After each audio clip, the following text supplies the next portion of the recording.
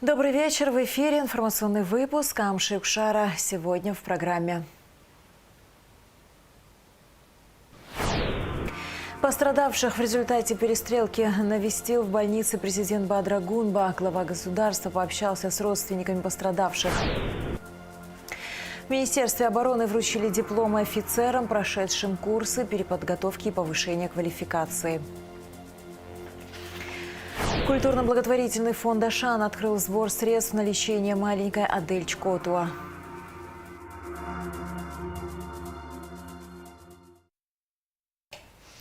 Состояние двоих раненых во время стрельбы в Сухуми 11 ноября оценивается как крайне тяжелое.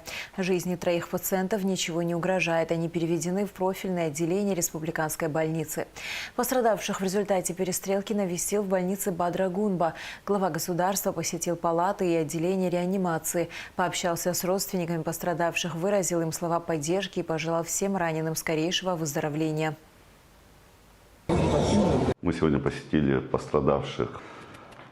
3 из 5 состояние у них стабильное, ничего жизни не угрожает. По 2 пациентам ситуация тяжелая, крайне тяжелая.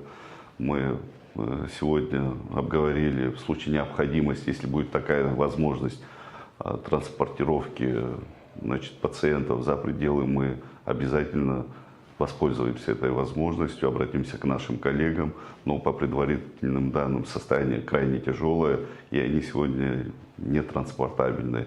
Врачи делают все возможное, чтобы стабилизировать состояние пациентов.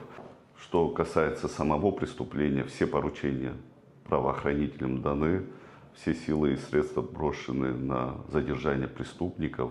Я уверен в том, что преступники понесут заслуженное наказание.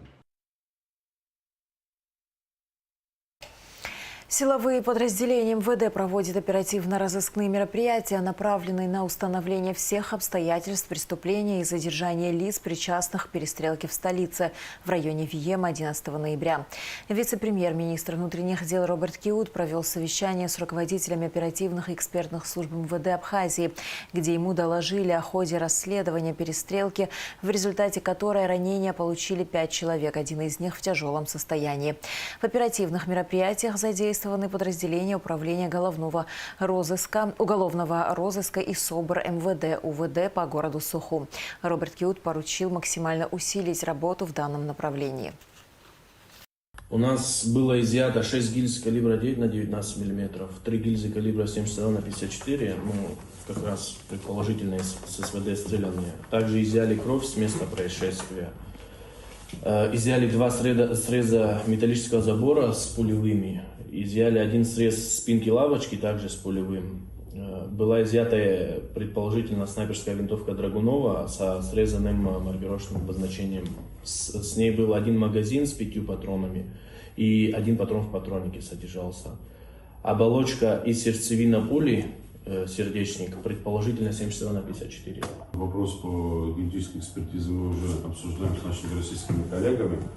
И все необходимые мероприятия по проведению тех экспертиз, которые будут необходимы в рамках расследования этого дела, будут проведены. Потому что мы уже предварительные обсуждения провели с нашими российскими коллегами, чтобы нам, насколько возможно, быстро ускорили вопрос проведения генетической экспертизы. В первую очередь надо отработать свидетельскую базу. Вы понимаете, что было мероприятие, в котором находилось большое количество людей. Необходимо установить возможных свидетелей, очевидцев этого преступления. Всю хронологию произошедшего нужно восстановить. Необходимо получить максимальные сведения о возможном обнаружении данного человека, его внешнее описание. Повторно сегодня отработать весь маршрут возможного отхода. Посмотрите, где есть камеры. Я понимаю, участок очень сложный. Там очень много дорог, отходных путей, но все отходные пути вчера вы отрабатывали, я знаю. Сегодня дополнительно, повторно провести весь анализ. Подключите все ресурсы, которые у нас имеются, гороаппараты. Все должны, Руслан Александрович, работать сегодня именно на раскрытие этого преступления. Усиление по постам продолжить.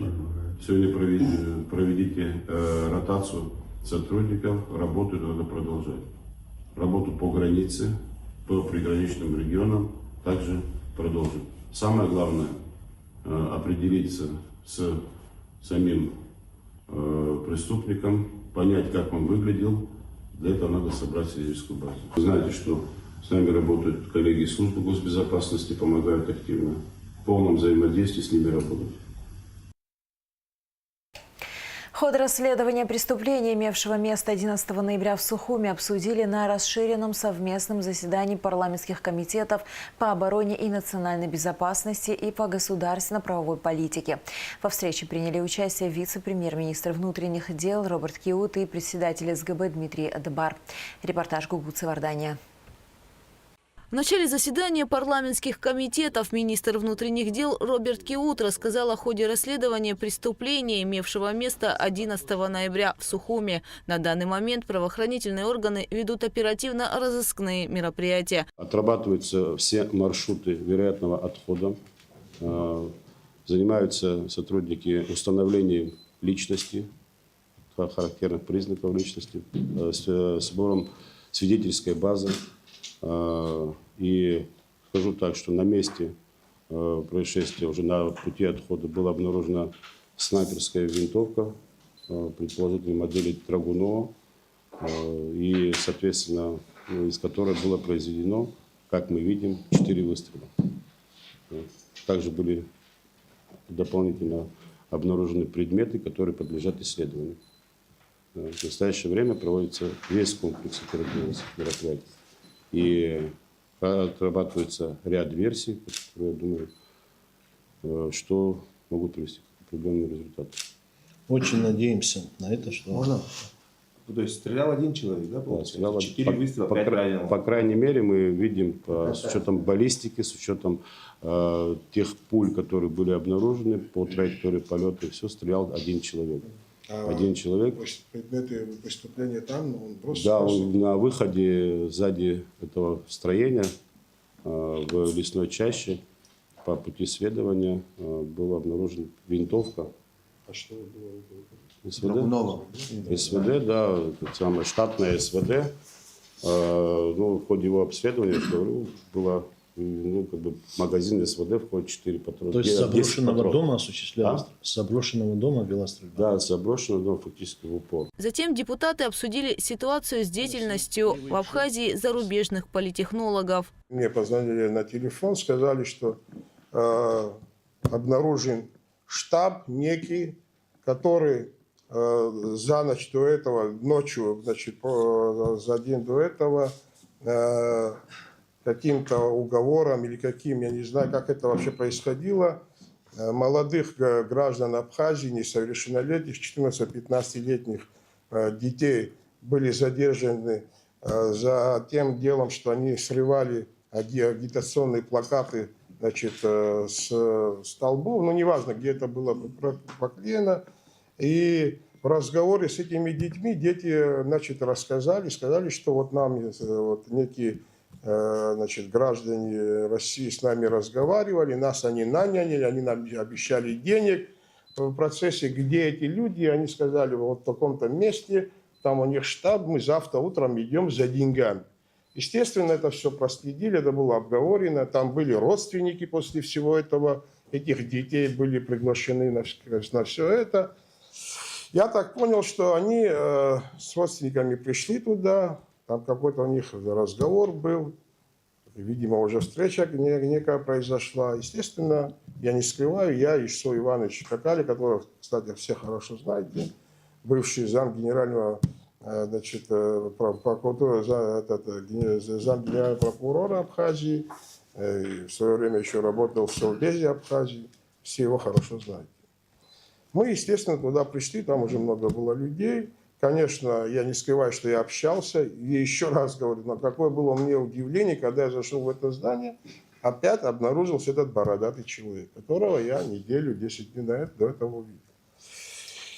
Вопрос, кто вы, что вы. Один говорит, я просто курю. Тот повзрослее, что сидел, он вообще сказал, что он, в смысле, отдыхающий, случайно зашел туда. Ну, вот этот уже известный человек Рева, который в своем когда рассказе начал говорить, что вот он редактор газеты некой, и обратился что к тому человеку, который только что минут за 5-10 говорил, что он вообще отдыхающий, он просто случайно зашел, сказал, что этот человек тоже со мной работает. То есть он начал выдавать все.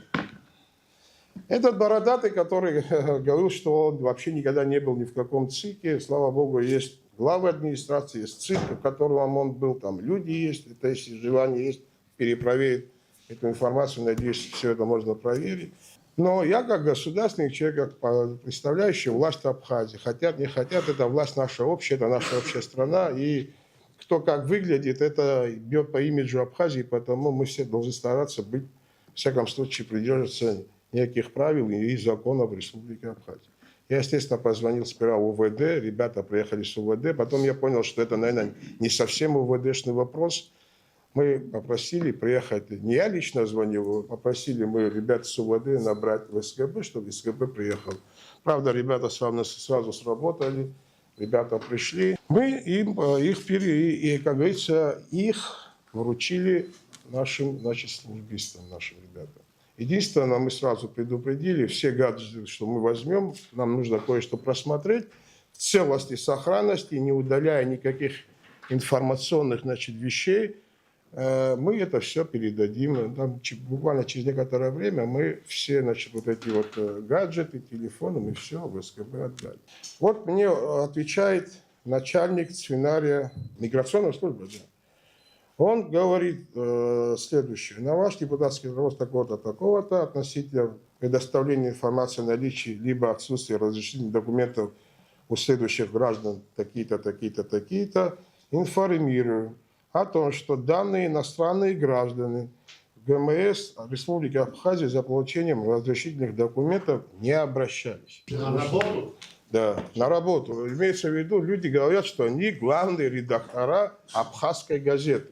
Служба госбезопасности республики вместе с другими правоохранительными органами приступила к проверке по факту инцидента, произошедшего на улице Абазинская в Сухуми. Изучаются все обстоятельства дела. В службу госбезопасности, как я говорю, никто с заявлением в бумажном виде не обращался. Да, были заявления со СМИ, которые мы видели, то, что обращения были в службы.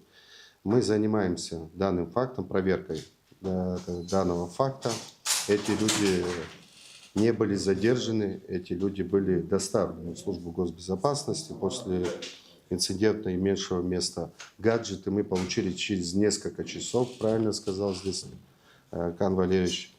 И данные гаджеты были обследованы службой госбезопасности, но в чем причина, объясняю. В том, что если данные гаджеты при задержании службы госбезопасности были бы изъяты законным путем, они имели бы другое основание.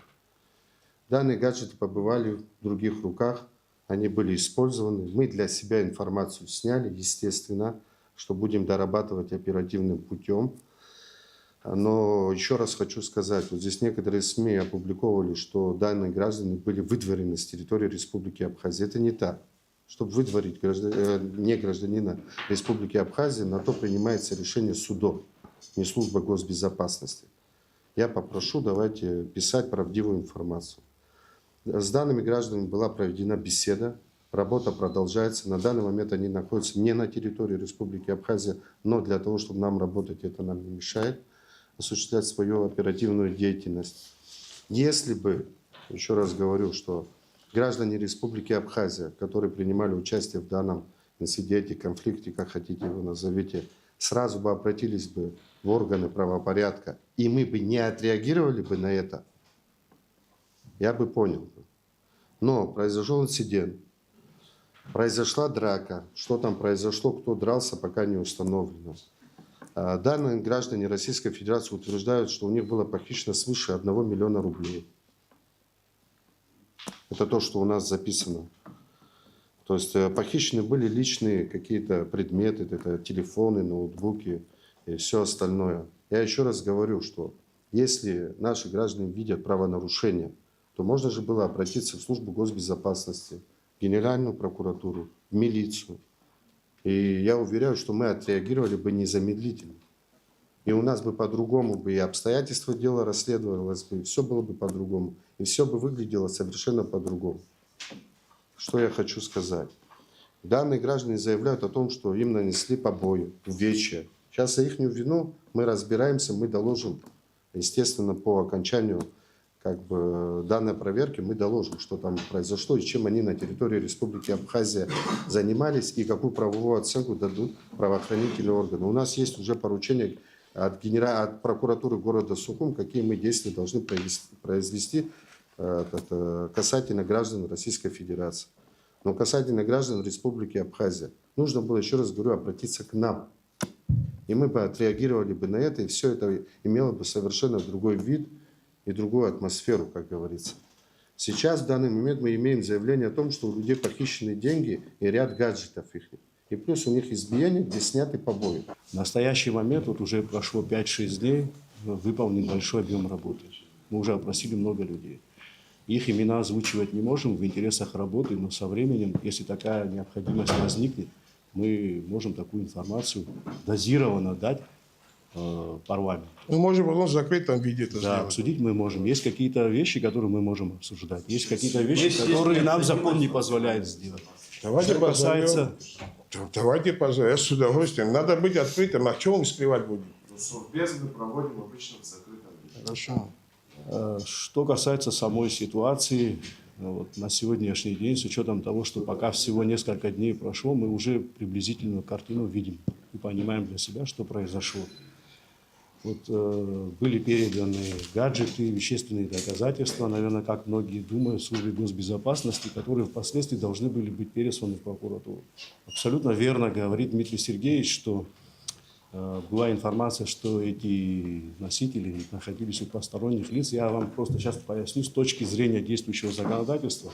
Любой предмет, который может оказаться у третьих лиц впоследствии в качестве носителя информации и вещественного доказательства в рамках предварительного следствия и судебного разбирательства использоваться не может. Это, чтобы вы понимали, это не односторонняя наша позиция, это законодательство требует именно такой процедуры. Поэтому на тот момент, когда передавались, я не знаю, вот если у меня сегодня такая информация есть, что несколько часов у кого-то они находились в руках, но даже если мы захотим, мы этого сделать не можем. Приобщить их к сегодняшним материалам и, возможно, в перспективе, если это будет какое-то уголовное дело, ссылаться на них мы не можем. У нас сегодня есть показания ряда свидетелей, у нас есть сегодня заявление от этих 3 граждан, которые указывают, что к ним было применено насилие, что у них похитили денежные средства и, соответственно, вот эти предметы, о которых здесь идет речь. Но я хочу вам сказать, уважаемые депутаты, что мы односторонне эту проверку рассматривать не собираемся, только с учетом их заявления, то, что мы сегодня имеем, несмотря на то, что оппозиционные силы пока еще нам с заявлением официально не обратились, и никакие материалы в прокуратуре не были переданы. Были публикации, где некоторые представители оппозиции говорили, что они обратятся в прокуратуру. Мы ждем этого обращения. На сегодняшний день предварительно что мы усматриваем? Мы усматриваем, во-первых, мы рассматриваем законность участия этих граждан в выборном процессе, насколько это было законно. Мы именно так на это смотрим. Законность вообще их работы. Есть государственная миграционная служба, которая проводит эту политику.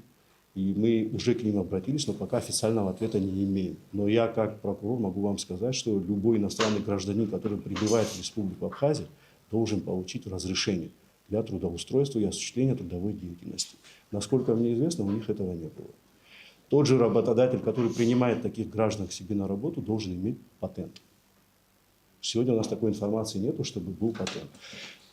На мой взгляд, с учетом тех материалов, которые добыты на сегодняшний день, я могу сказать, что усматривается административное правонарушение.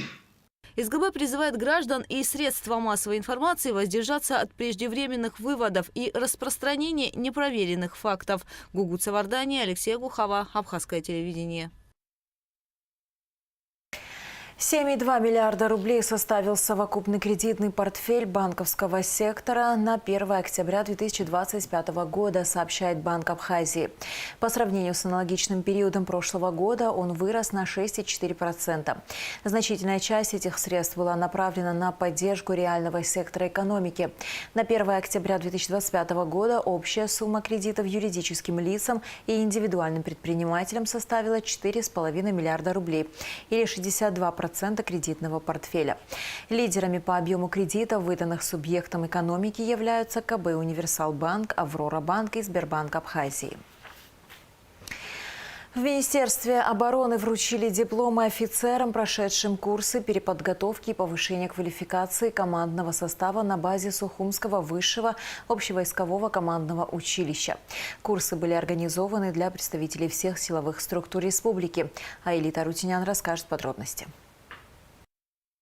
С приветственным словом присутствующим обратился Владимир Савченко, начальник Генерального штаба Вооруженных сил Республики Абхазия. Он отметил, что 31 октября завершился 2025 учебный год. В Вооруженных силах Абхазии этот год был особенным, а особенность заключалась в том, что были решены все важные задачи, влияющие на обороноспособность страны. Эти задачи были связаны с развитием вооруженных сил и их подготовкой. Также на мероприятии отмечалось, что впервые под руководством главнокомандующего вооруженными силами президента республики было проведено оперативно-тактическое учение. Оно также было особенным, потому что две стороны отрабатывали задачи, характерные для современных видов военных действий. Эти учения охватили всю военную организацию государства. Кроме того, впервые, и по этому случаю мы сегодня здесь в этом зале находимся, были открыты курсы переподготовки, повышения командного состава на базе Сухумского высшего общевойскового командного училища по специальности,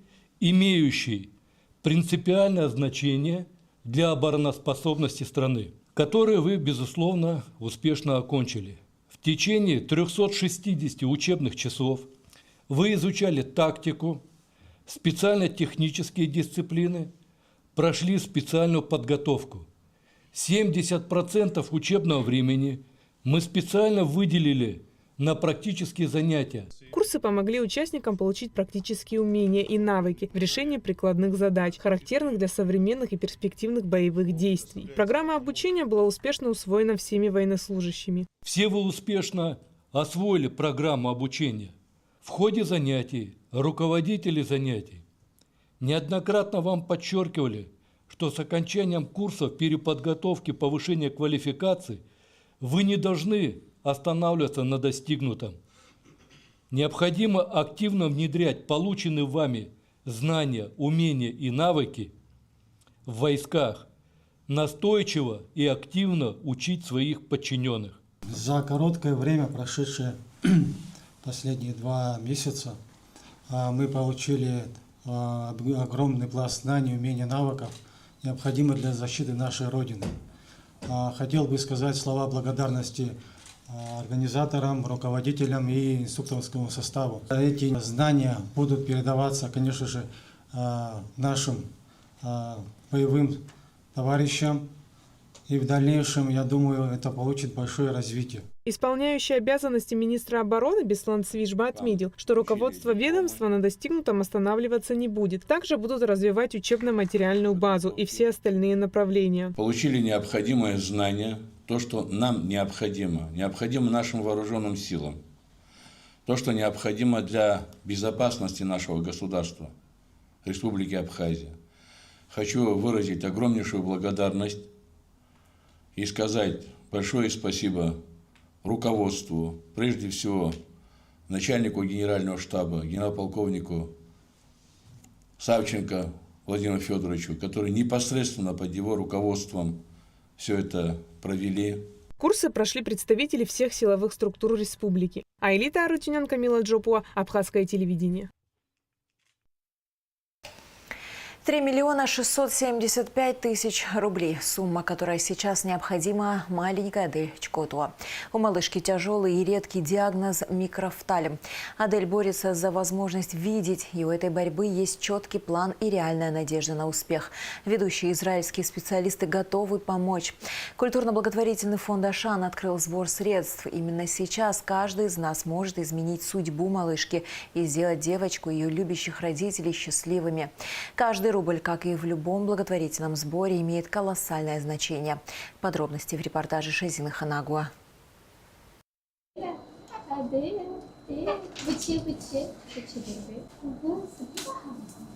Адель Чкотуа всего 3 месяца. Ее маленький мир пока лишен красок и света. Малышка мягко улыбается в ответ на голос, тянет крошечные ручки и, словно не ведая о болезни, доверчиво встречает каждый новый день.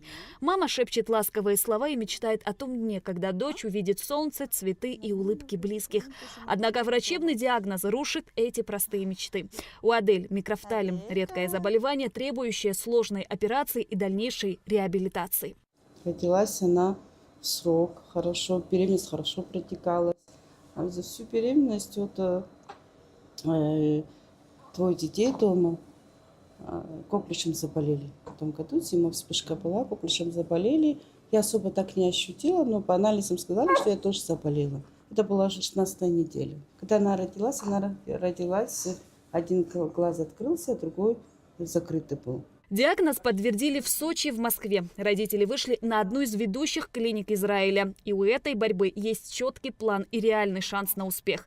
Ведущие израильские специалисты готовы помочь Адель. Профессоры проведут ювелирную диагностику и определят, можно ли сохранить и восстановить зрение малышки. Если нет, они сделают все, чтобы провести щадящую операцию и установить современный имплант, который позволит Адель жить полноценной жизнью без физических и психологических травм. Имплантацию, никаких шансов не дали, просто имплантацию и езжайте домой.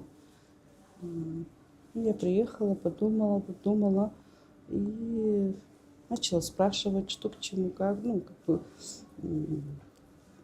Это диагноз не часто встречаемый. Потом как-то вышла в Израиль, узнала, что есть там новая технология, что можно узнать, видит ли глаз. Посмотрели видео, ее диагноз, и там две профессора. Один говорит, что видит, другой говорит, не видит. Для этого, сказали, должны ребенка увидеть. Диагноз у Адель выявлен с рождения. Микрофталем – это состояние, при котором глаз значительно меньше нормального и в зависимости от степени заболевания страдают его функции. Чаще всего связан с генетическими причинами, внутриутробными инфекциями, а также с дефицитом витамина А. Об этом отметила практикующий педиатр Лабквест, член попечительского совета фонда Ашана Астанда Кварча. На сегодняшний день ребенку диагностирован микрофталем 3-й степени, что говорит о значительном снижении функций, практически отсутствием зрения. Но израильские врачи дают нам надежду на то, что при дополнительной диагностике, которую они проведут у себя, если же хоть немного глаз сохранен, если есть зрение, хоть незначительное, они сохранят собственный глаз, проведя операцию с расширением век. Но если вдруг все-таки выяснится, что диагноз подтверждается и ребенок незрячий, глаз этот не видит, то в таком случае будет проводиться эстетическая операция с энукleацией глаза и установкой протеза.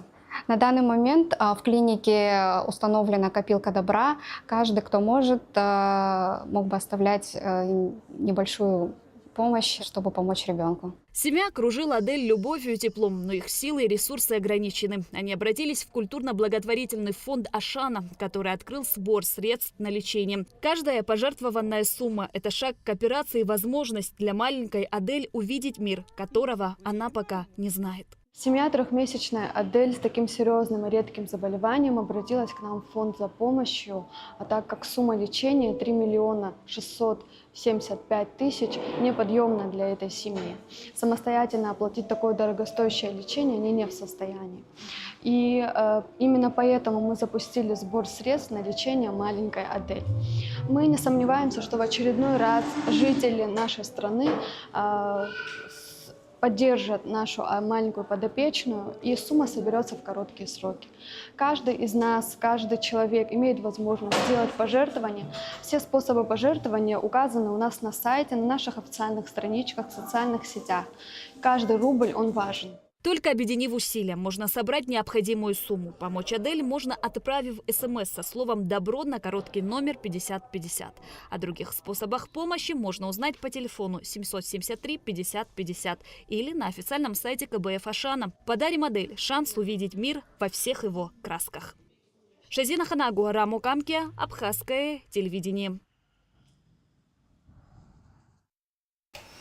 Упрощена процедура замены и выдачи паспортов РФ россиянам, живущим в Абхазии и Южной Осетии.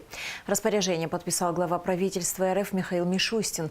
Теперь для получения или замены российских паспортов не обязательно въезжать в Россию. Этими вопросами будут заниматься временные группы сотрудников МВД Российской Федерации, которые будут работать на территории республик.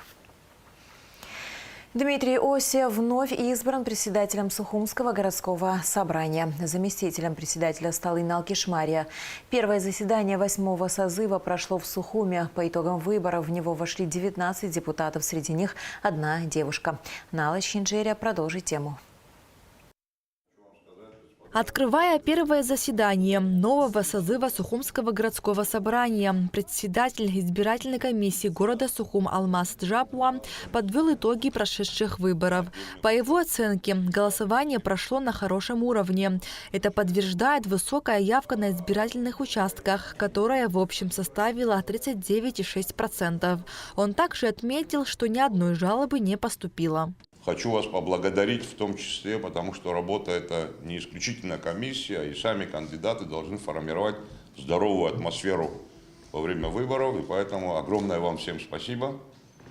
Поздравляю вас с тем, что вы победили на своих округах. Народ вам доверил, город Сухум вам доверил управлять, в том числе вместе с администрацией этого города, контролировать, в данном случае представлять их интересы. Еще раз вас всех поздравляю. Алмаз Джапуа вручил народным избранникам удостоверение, подтверждающее статус депутата городского собрания. В Сухумское горсобрание избрано 19 депутатов. Среди них одна девушка. Единственная девушка, конечно, хлопайте, девушка в коллективе. Я вас поздравляю, сегодняшний день является депутатом Сухумского городского собрания. На пост главы горсобрания претендовал только один кандидат – Дмитрий Осия. С его биографией депутатов ознакомил Инал Тужба. Я бы хотел выставить кандидатуру Дмитрия Линдовича Осия. За предыдущие 5 лет этот человек работал в таком хорошем тандеме в собрании, проявлял и писал очень много законодательных инициатив, которые большая часть из них получила одобрение в парламенте. Какая-то часть будет рассматриваться. Я думаю, что если мы все вместе в такой же системе, как и ранее, продолжим работу, это приведет к хорошим плодам. В итоге путем тайного голосования председателем был избран Дмитрий Осия. За него проголосовали 18 депутатов, один воздержался. Спасибо большое за оказанное доверие. Прежде всего, это оценка деятельности Сухумского городского собрания 7-го созыва. Я уверен, что в 8-м созыве мы продолжим быть самостоятельными, принципиальными, с ответственностью перед людьми.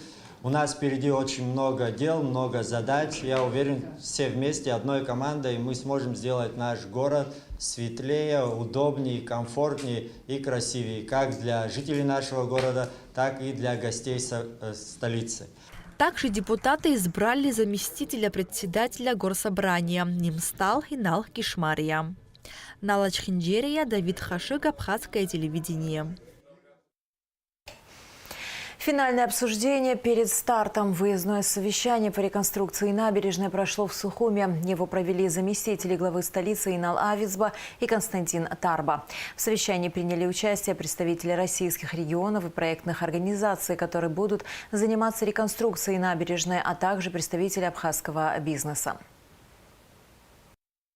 набережной Сухума проходит финальное выездное совещание всех представителей проектных организаций, представителей регионов Российской Федерации, которые будут участвовать в реконструкции и реставрации набережной. Также всех представителей местного бизнеса, которые будут принимать участие. Это финальное совещание выездное перед началом производства работ. Обсуждаем уже детали, расположение малых архитектурных форм, материалы, используемые для реконструкции и реставрации также. Есть некоторые, конечно, и разногласия, но мы придем к общему и после градостроительного совета примем уже окончательное решение по материалу. Абхазская гимнастка София Боджгуа выступила в международном турнире Кубок Небесная Грация и Beijing Top Open 2025 в Пекине. Как отметили комментаторы турнира, ее выступление стало одним из самых ярких и запоминающихся. И, несомненно, приз зрительских симпатий достанется именно ей. Давайте посмотрим ее выступление. Следующая гимнастка представляет у нас Международную ассоциацию «Небесная Грация» София Боджгуа.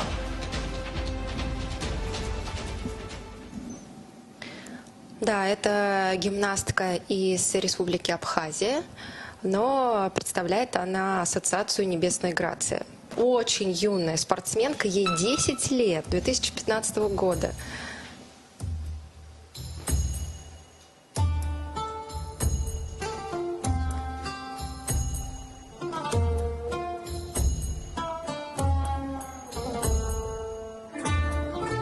И очень подходит, конечно, музыкальное сопровождение, восточные мотивы. Да, и насколько сочетается, да, обруч с купальником. Прям очень пластичная, яркая девочка, артистичная.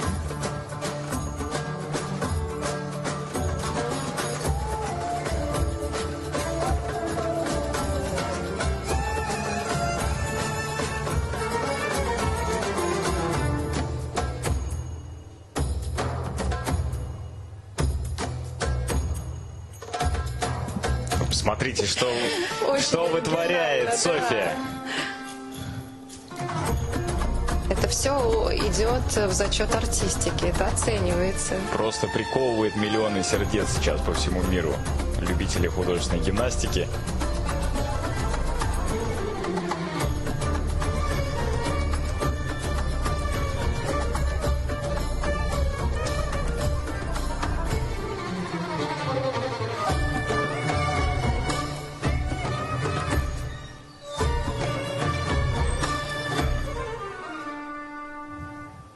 Но милейшее выступление, просто, конечно, мой личный приз зрительских симпатий отправляется именно к Софии, потому что это таким своим выступлением она бы, безусловно, меня влюбила.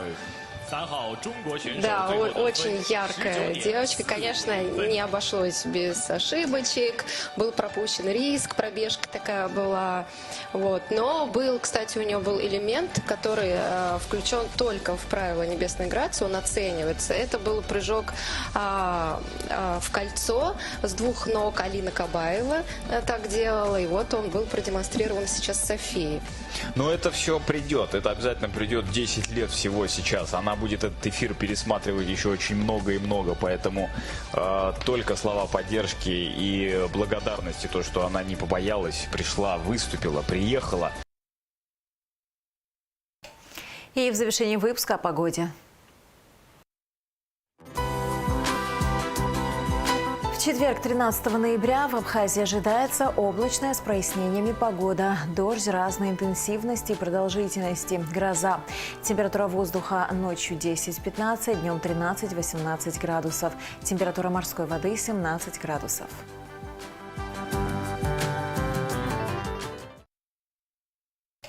На этом наш выпуск завершен. До скорых встреч в эфире.